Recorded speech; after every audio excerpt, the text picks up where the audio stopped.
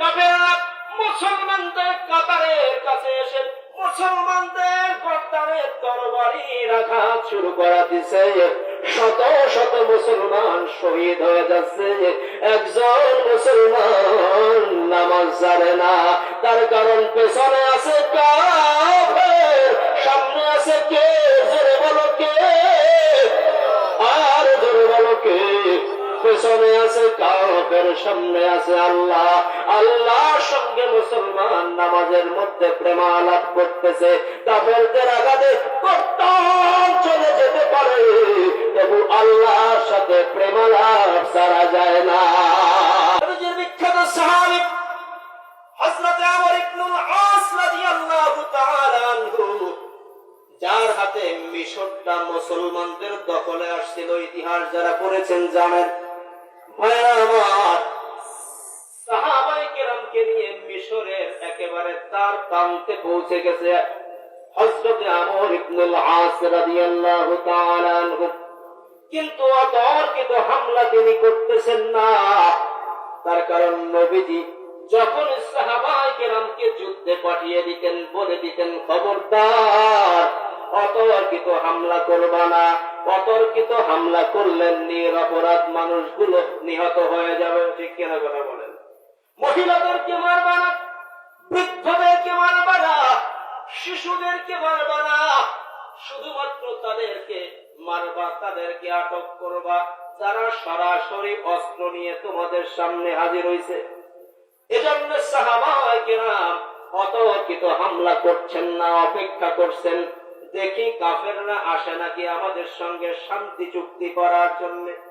কিন্তু অপরদিকে মিশরের কাফেররা তারা দেখলো মুসলমানরা কখনো আমাদের উপরে অতর্কিত হামলা করবে না, সুতরাং এই সুযোগ হাতছাড়া করা যাবে না, আমরাই মুসলমানদের উপরে অতর্কিত হামলা করব।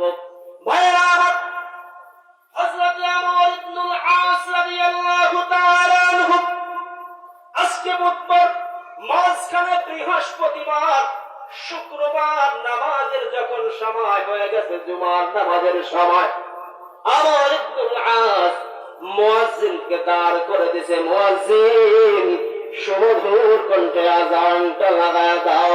আযান হয়ে গেছে। আযানের পরে আমর ইবনুল আস রাদিয়াল্লাহু তাআলা আনহু সবাইকে নিয়ে জুমার নামাজের জামাতে দাঁড়ায় গেছে। মুসলমানরা যখন জুমার নামাজে দাঁড়ায় গেছে, এমন সময় কাফেরেরা পেছন দিয়ে হাজার হাজার ঘোড়া ছুটিয়ে দিয়ে মুসলমানদের উপর অতর্কিত হামলার জন্য ছুটে আসতেছে। মুসলমানদের কানের মধ্যে ঘোড়ার পদধ্বনি ঢুকছে কিনা কথা বলেন? ঢুকছে কিনা?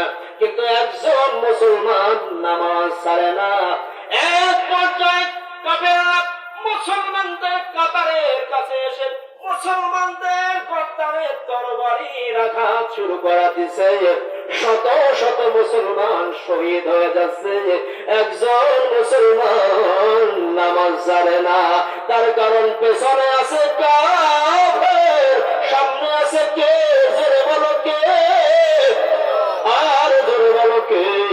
পেছনে আছে কাফের, সামনে আছে আল্লাহ। আল্লাহর সঙ্গে মুসলমান নামাজের মধ্যে প্রেমালাপ করতেছে। কাফেরদের আঘাতে কর্তন চলে যেতে পারে, তবু আল্লাহর সাথে প্রেমালাপ ছাড়া যায় না। ঠিক কিনা? মুসলমানরা নামাজ চালিয়ে যাচ্ছে।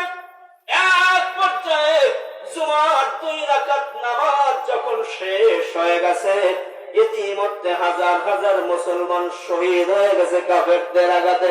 আমি জিজ্ঞেস করতে চাই, যাদের সিনার মধ্যে মাওলার এত প্রেম, তারা কখনো পরাজিত হয় নাকি? কথা বলে না? ভাইরা, সালাম ফিরিয়েছে আল্লাহ পাক রব্বুল আলামিন। আকাশ থেকে নুসরত পাঠায়া দিছে, কাতারে কাতার আসমান থেকে নিচে নামছে। মুসলমানরা সালাম ফিরাইয়া পাল্টা যখন করছে, মুসলমানদের সাথে আছে হাজার হাজার ফেরেশতা। একটা কাফেরও বাড়ি যেতে পারে নাই, সব কাফের মুসলমানদের হাতে নিহত হয়ে গেছে। এক দাওয়ায় পুরো মিশর মিশরটা মুসলমানদের দখলে চলে আসছে।